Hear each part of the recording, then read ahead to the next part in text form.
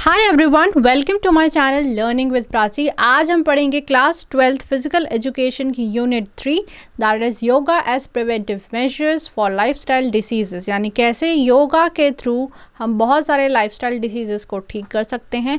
This video is according to the latest syllabus that is 2022 to 2023. So what are the topics we are going to cover कि obesity, diabetes, asthma, hypertension क्या होता है, किन आसनास से हम इनको ठीक कर सकते हैं, उनके बेनिफिट्स क्या हैं और किन लोगों को ये आसनास नहीं करना चाहिए। So before moving on, yoga क्या होता है? योगा जो है वो एक संस्कृत वर्ड युज से निकला है जिसका मतलब होता है टू जॉइन। एंड इसमें हम क्या जॉइन करते हैं?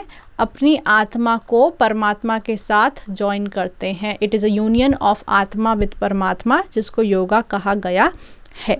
इस वीडियो में हम डिस्कस करेंगे ओबेसिटी क्या होती है, उसके कॉजेज़ क्या हैं, सिम्टम्स क्या हैं, and what are the respective asanas for obesity, right. तो ओबेसिटी क्या होता है? ओबेसिटी में क्या होता है, आदमी जो है या व्यक्ति जो है बहुत ज़्यादा मोटा हो जाता है। क्यों हो जाता है? क्योंकि बॉडी की जो स्किन है उसके अंडर जो फैट्स हैं वो बहुत ज़्यादा एक्यूमुलेट हो जाते हैं, स्टोर हो जाते हैं, जिसके कारण व्यक्ति का जो वज़न है वो बढ़ने लगता है। So it is excess accumulation of fats resulting in increased body weight. तो वज़न बढ़ने लगता है, जो फैट है, जो स्किन है उसके अंदर जमा हो जाता है, पेट के हिस्से में, चेस्ट में, बैक एरिया में, शोल्डर में, लेग्स में। तो इसके सिम्टम्स क्या देखने को हमको मिलेंगे? जो व्यक्ति अपने काम को एफिशिएंटली नहीं कर पाएगा, उसकी फ़िज़िकल पर्सनालिटी में डिक्लाइन आएगी, अट्रैक्टिव नहीं लगेगा, वो फिज़िकल एक्टिविटीज़ को करने में थकान महसूस करेगा और उसको हार्ट की प्रॉब्लम्स भी हो सकती हैं। और इसके कॉजेज़ बहुत बेसिक से हैं कि सही खाना नहीं खाओगे, तला जला खाओगे, या फिज़िकल एक्टिविटी नहीं करोगे, बहुत ज़्यादा खाओगे, सीडेंटरी लाइफस्टाइल, जो लाइफस्टाइल है वो बहुत लेज़ी सी है, लेथार्जिक सी है, फिज़िकल एक्टिविटी नहीं है, या अल्कोहल, हार्मोनल वेरिएशंस के कारण भी ओबेसिटी हो सकती है। तो ओबेसिटी को कम करने के लिए या ख़त्म करने के लिए बहुत सारे आसन हैं। ताड़ासन, कटिचक्र आसन, पवन मुक्त आसन, मत्स्य आसन, तो सारे आसन हम देखने वाले हैं, राइट। तो हमारा फर्स्ट आसन है ताड़ आसन। ताड़ का मतलब क्या होता है? माउंटेन। तो उसको माउंटेन पोज या फिर द पाम ट्री पोज भी कहा गया है। प्रोसीजर अगर आपको आती है बेसिकली, तो यहाँ पर स्टिक डायग्राम बनाने को आते हैं, बेनिफिट्स और कॉन्ट्राइंडिकेशंस आती है। प्रोसेस आप अपने मन से भी लिख सकते हो कि सिंपली पहले स्ट्रेट खड़े हो जाना है, फिर टो पे खड़े होकर हाथों को ऊपर की ओर ले जाना है एंड इस पोजीशन को होल्ड करना है। यहाँ पे हाथ जो है आपस में जुड़े रहेंगे, राइट। तो ये उसका प्रोसीजर है। ताड़ आसन से बॉडी का पॉस्चर इम्प्रूव होता है। बटक्स और अब्डोमेन जो है वो टोन होता है, यानी बटक्स क्या, ये पीछे का हिस्सा, और आगे का हिस्सा यानी कि जो पेट है वो टोन होता है। डाइजेस्टिव और रेस्पिरेटरी सिस्टम अच्छा हो जाता है। फ्लैट फीट, अभी हमने पिछले चैप्टर में फ्लैट फीट और बहुत सारी पढ़ी थी कि जो फीट है उसमें एक आर्क बनना चाहिए, वो आर्क नहीं बनता है। जो फ्लैट फीट है उसको भी ये आसन ट्रीट करता है। हाइपरटेंशन या ब्लड प्रेशर की प्रॉब्लम को सॉल्व करता है, डाइजेस्टिव प्रॉब्लम्स को ठीक करता है। किन लोगों को ये नहीं करना चाहिए? जिनको लो ब्लड प्रेशर की प्रॉब्लम हो उनको ये नहीं करना चाहिए। इंसोम्निया, जिसको नींद नहीं आती हो, हेडेक होता है, उसे नहीं करना चाहिए। और प्रेग्नेंट वीमेन को ये नहीं करना चाहिए। तो ताड़ का मीनिंग आप याद रखोगे, माउंटेन। नेक्स्ट इज काति चक्र आसन, जिसको स्पाइनल ट्विस्ट पोज या फिर स्टैंडिंग स्पाइनल ट्विस्ट पोज भी कहा गया है। कैसे करते हैं? सिंपली खड़े हो जाते हैं, बॉडी को थोड़ा सा ट्विस्ट करते हैं, ऑपोजिट हैंड को ऑपोजिट शोल्डर पर रखते हैं एंड थोड़ा सा टिल्ट करते हैं और एक हाथ पीछे ही रहता है, राइट। तो आप देख सकते हो कि जब बॉडी को टिल्ट करते हैं तो बैक टोन हो जाती है, नेक टोन हो जाती है, शोल्डर वेस्ट सारी चीज़ें टोन हो जाती हैं। जो स्पाइन है, जो रीढ़ की हड्डी है, जो वेस्ट है, वो भी स्ट्रेंथ हो जाती हैं। कॉन्स्टिपेशन की प्रॉब्लम को रिलीव करता है, बैक पेन से रिलीव करता है। और जब इस बॉडी को इस तरीके से ट्विस्ट करते हैं तो ये लाइटनेस, हल्कापन बॉडी में महसूस होता है और मेंटल टेंशन को ये रिलीव करता है। लेकिन जिनको किसी भी तरीके की अब्डोमिनल, पेट से जुड़ी या स्पाइनल सर्जरी, रीढ़ की हड्डी से जुड़ी कोई सर्जरी हुई है, उन्हें ये नहीं करना चाहिए। जिन व्यक्तियों को हर्निया या स्लिप डिस्क की प्रॉब्लम है उनको भी ये नहीं करना चाहिए। हर्निया क्या होता है? हर्निया को आप बेसिकली ये समझो कि हमारे जो ऑर्गन्स होते हैं बॉडी के, उनकी एक रेस्पेक्टिव प्लेस है, लेकिन जब ये ऑर्गन्स अपनी जगह पर नहीं रहते हैं और अपनी जगह को छोड़कर बाहर के साइड मूव करने लगते हैं तो उसे हर्निया कहा गया है। सिंपली एक्सप्लेन करो तो जैसे कि स्टमक में आंत होती है, ठीक है, स्टमक के अंदर आंतें होती हैं। अब ये आते हैं, जब स्टमक की जो वॉल है वो अगर कमज़ोर हो जाए तो ये आते बाहर की तरफ मूव करने लगती है, तो उसे हर्निया कहा गया है।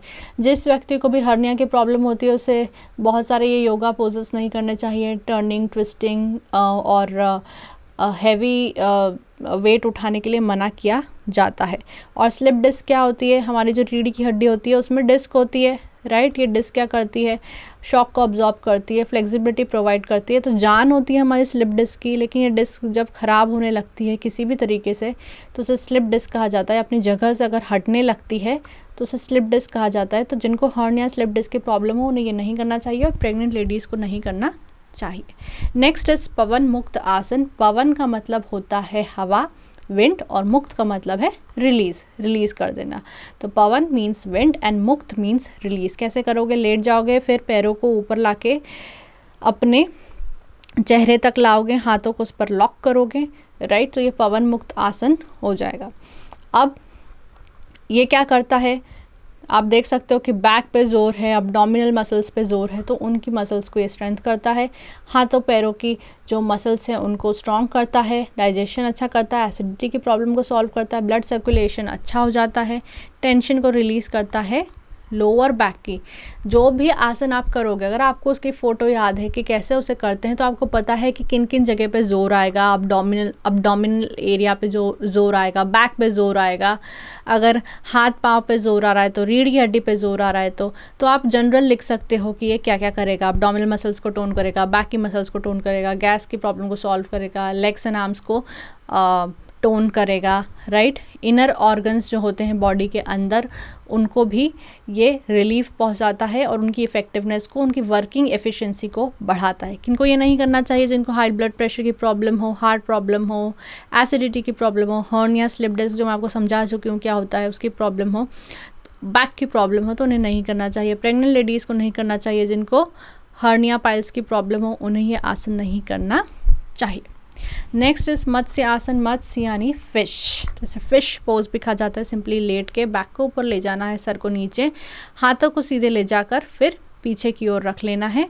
अब यहाँ पर जो पैर हैं वो स्ट्रेट हैं, इसे फोल्ड भी किया जा सकता है, राइट, वो भी सही आसन होगा। तो इसके बेनिफिट्स क्या होंगे, चेस्ट को ब्रॉडर करता है और राउंड शोल्डर्स की प्रॉब्लम को ठीक करता है। राउंड शोल्डर्स इज़ व्हाट, अभी हमने देखा था पिछले चैप्टर में कि शोल्डर्स जो हैं स्ट्रेट होने चाहिए लेकिन राउंड हो जाते हैं। क्यों? क्योंकि हम काफ़ी वज़न उठाते हैं, आगे झुककर पढ़ते हैं या आगे झुके खड़े रहते हैं, तो उसके कारण राउंड शोल्डर्स हो जाते हैं। तो उसकी प्रॉब्लम को सॉल्व करता है। रेस्पिरेटरी डिसऑर्डर्स को ठीक करता है। क्यों? क्योंकि जब इसको करते हैं तो लंग की कैपेसिटी बढ़ जाती है, इनहेलेशन बढ़ जाता है, तो रेस्पिरेटरी डिसऑर्डर्स ठीक हो जाते हैं। बैक की मसल्स को स्ट्रेंथ करता है और नेक और शोल्डर्स में अगर इनफ्लेक्सिबिलिटी या स्टिफनेस उसको ठीक करता है और स्पॉन्डिलाइटिस की प्रॉब्लम को ठीक करता है। स्पॉन्डिलाइटिस भी स्पाइन से जुड़ी हुई प्रॉब्लम है जिसमें स्पाइन में या तो गठान बन जाती है या बहुत जकड़न सी रहती है, तो उसे भी ठीक करता है। किन व्यक्तियों को ये नहीं करना चाहिए, जिनको ब्लड प्रेशर की प्रॉब्लम हो उन्हें नहीं करना चाहिए, जिनको नींद नहीं आती हो, जिनको माइग्रेन हो, माइग्रेन में बहुत ज़्यादा सर दर्द होता है, विजन फिर क्लियर नहीं रहता है, नॉइज़ा की प्रॉब्लम होती है, उन्हें ये नहीं करना चाहिए। जिनको लोअर बैक में प्रॉब्लम हो उन्हें नहीं करना चाहिए, राइट। जिनको हार्ट प्रॉब्लम हो उन्हें नहीं करना चाहिए और प्रेग्नेंट लेडीज़ को ये नहीं करना चाहिए। नेक्स्ट इज हल और प्लाव पोज। हल आसन आपने देखा है, हल जो होता है, जो बैल होते हैं उनके बीच में प्लाव को रखते हैं और खेत जो है उसे प्लाव करते हैं, तो इसे हल यानी प्लाव पोज भी इसे कहा जाता है, ठीक है। हल हिंदी वर्ड है तो उससे प्लाव पोज निकला है। आप देख सकते हो, पहले लेट जाना है, फिर पैरों को ऊपर ले जाते हुए नीचे की ओर ले जाना है, हाथों को सीधा रखना है। तो इससे क्या होगा, इंटरनल ऑर्गन्स की अच्छे से मसाज हो जाएगी और डाइजेशन फिर अच्छा हो जाएगा। अब्डोमिनल मसल्स और बैक मसल्स स्ट्रेंथन हो जाएगी, जैसा कि आप देख ही सकते हो।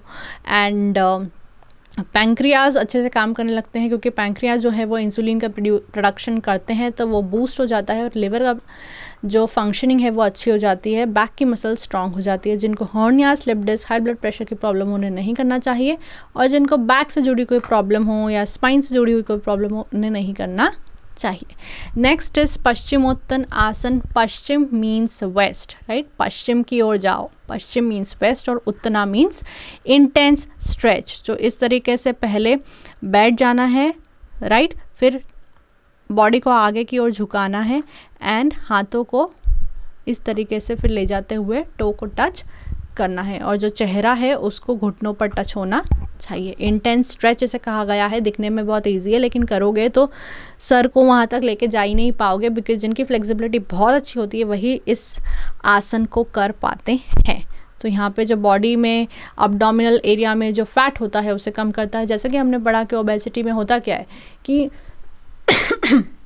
बॉडी में फैट जो है वो स्किन के अंदर जमा हो जाता है, बेसिकली एब्डोमिनल में, चेस्ट में, बटक्स में, तो उन्हें ये कम करता है। फिर एंजाइटी, इरिटेशन, एंगर को कम करता है। कॉन्स्टिपेशन और डाइजेस्टिव प्रॉब्लम्स को ये ठीक करता है। अब्डोमिनल पेल्विक ऑर्गन्स जो हैं उनको टोन करता है। बेसिकली आप लिख सकते हो कि बैक को टोन करता है, अब्डोमिनल एरिया को टोन करता है, एंगर, इरिटेशन को कम करता है, राइट। ब्लड सर्कुलेशन अच्छा करता है। और जो विमेन होती है जो अभी अभी जिन्होंने बच्चे को जन्म दिया है, चाइल्ड बर्थ हुआ है, उन्हें ये करना चाहिए। तो it is very beneficial for women after delivery, right. Contraindication क्या रहेगा? ड्यूरिंग प्रेगनेंसी इस आसना को नहीं करना चाहिए। फिर जिन व्यक्तियों को स्लिप डिस्क की प्रॉब्लम हो, अस्थमा हो, उन्हें नहीं करना चाहिए। और जिनको हर्निया हो उन्हें ये नहीं करना चाहिए। नेक्स्ट इज अर्ध मत्स्येंद्र आसन। अर्ध मीन्स आधा, मत्स्य यानी फिश, तो इसे बोला गया है हाफ फिश पोज। बैठ जाना है, पैरों को इस तरीके से एक पैर के ऊपर रख लेना है, थोड़ा सा बॉडी को टिल्ट करते हुए पीछे की ओर देखना है और इस आसना को होल्ड करना है, राइट। तो ये हिप्स और स्पाइन की फ्लेक्सिबिलिटी को इंक्रीज करता है, बॉडी से वेस्ट जल्दी निकाल देता है। क्यों? क्योंकि डाइजेशन अच्छा कर देता है, इंटरनल ऑर्गन्स को क्लीन करता है, हार्ट, किडनी, लिवर, लंग्स को स्टिमुलेट करता है, उनकी फंक्शनिंग को अच्छा करता है। This asana increases purification of blood, blood को साफ करता है। जिन लोगों को भी किसी तरीके के हार्ट, अब्डोमिनल या फिर ब्रेन की सर्जरी हुई हो उन्हें ये नहीं करना चाहिए। प्रेग्नेंट लेडीज़ को नहीं करना चाहिए। जिनको अल्सर हो, अल्सर इज़ बेसिकली जब बॉडी में बहुत गर्मी बढ़ जाती है और ऑर्गन्स के अंदर छाले होने लगते हैं, दैट इज़ अल्सर, उन लोगों को ये नहीं करना चाहिए। और जिनको भी किसी तरीके की स्पाइनल प्रॉब्लम हो, रीढ़ की हड्डी से जुड़ी कोई दिक्कत हो, उन्हें ये नहीं करना चाहिए। नेक्स्ट इज धनुष हम बोलते हैं, धनुष इज व्हाट? बो। तो धनुर आसन इज बो। इस तरीके से उल्टा लेट जाना है, फिर पैरों को ऊपर ले जाते हुए हाथों से उनको पकड़ कर इस पोजीशन को होल्ड करना है। ये स्पेसिफिकली विमेन जो हैं उनके लिए बहुत बेनिफिशियल आसना है। स्पेसिफिकली जिनको मेंस्ट्रुअल प्रॉब्लम्स है या पीसीओडी की दिक्कत है, वो गर्ल्स इसे कर कर काफ़ी बेनिफिट्स उठा सकती हैं, राइट। ये आसना जो है वो पूरी एलिमेंट्री यानी जो हमारी खाने की जो नली होती है उसके लिए बहुत अच्छा होता है। ये हमारी लिवर की मसाज कर देता है बढ़िया से, राइट। और जो हमारी पैंक्रियाटिक एड्रिनल ग्लैंड्स होती हैं उनको टोन कर देता है, वज़न को कम करता है, राइट। और जिन लोगों को भी हार्ट, हाई ब्लड प्रेशर की प्रॉब्लम हो उन्हें ये नहीं करना चाहिए और सोने से पहले नहीं करना चाहिए। बेसिकली आसना सुबह सुबह खाली पेट ही अच्छे लगते हैं, खाना खाने के बाद या रात में इन्हें नहीं करना चाहिए।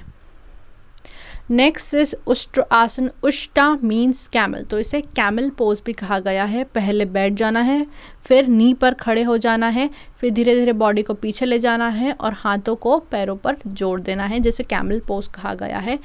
तो the digestive and reproductive systems get benefit from this asana. अभी मैं आपको पिछला आसन भी बता रही थी कि जिनको पीसीओडी वगैरह की प्रॉब्लम है, गर्ल्स को रिप्रोडक्टिव सिस्टम से जुड़ी, वो बेनिफिट उठा सकती हैं इस आसना का, धनुर आसना का। एंड उष्ट्र आसन भी जो डाइजेस्टिव और रिप्रोडक्टिव सिस्टम से जुड़ी कुछ प्रॉब्लम्स हैं उनसे ये दिक्कतें हैं उन्हें सॉल्व करता है। कॉन्स्टिपेशन अच्छा करता है।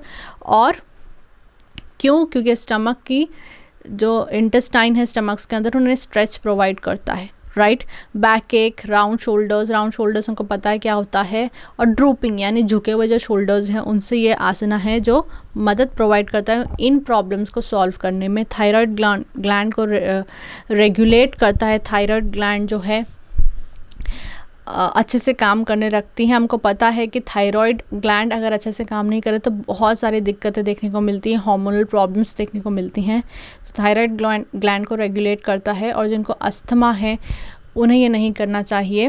बेसिकली अस्थमा वाले लोगों को सांस लेने में दिक्कत आती है, जो उनका रेस्पिरेटरी ट्रैक्ट है वो नैरो हो जाता है, पतला हो जाता है, तो सांस लेने में उनको दिक्कत आती है। अस्थमा को हम अलग से अभी पढ़ेंगे, तो उन्हें ये नहीं करना चाहिए। और जिनको भी बैक से जुड़ी हुई समस्या है उन्हें ये आसन नहीं करना चाहिए। लास्ट इज सूर्य भेद आसन। सूर्य यानी कि हमारा सन, तो यहाँ पे सूर्य का मतलब है राइट नॉस्ट्रिल और भेदन का मतलब है पास थ्रू। तो सिंपली प्राणायाम हम कैसे करते हैं, एक नॉस्ट्रिल को बंद कर लेते हैं, ठीक है, इनहेल करके बंद कर लेते हैं और फिर दूसरे नॉस्ट्रिल से एक्सहेल करते हैं, फिर दूसरे नॉस्ट्रिल से इनहेल करते हैं, उसको बंद कर लेते हैं और फिर ऑपोजिट नॉस्ट्रिल से एक्सहेल करते हैं। तो सिंपली यहाँ पर भी ऐसा ही करना है, बस यहाँ पर जो उंगलियाँ हैं वो अलग हो जाएगी, राइट। आप देख सकते हो कि ये जो उंगलियाँ हैं यहाँ से ऑपोजिट, जैसे मैंने राइट हैंड से लेफ्ट नॉस्ट्रिल को बंद कर लिया, राइट।